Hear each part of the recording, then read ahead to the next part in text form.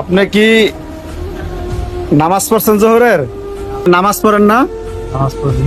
তা নামাজ পড়েন আপনি, এই শরীরটা গাইমে গেছে গা। শরীরটা গাইমে গেছে, আপনি সাহায্য করতেছেন, আপনি 5 ওয়াক্ত নামাজ আদায় করেন না?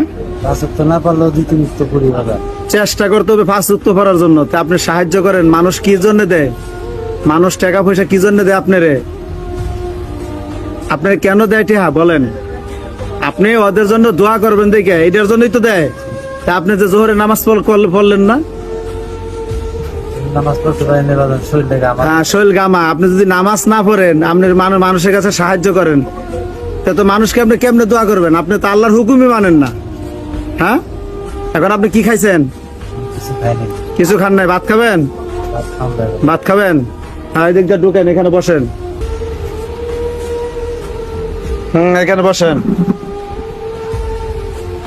বসেন। এই যে গরু মাংস রাঁধছে, আল্লাহ হাতটা ধোয়াই দিতে।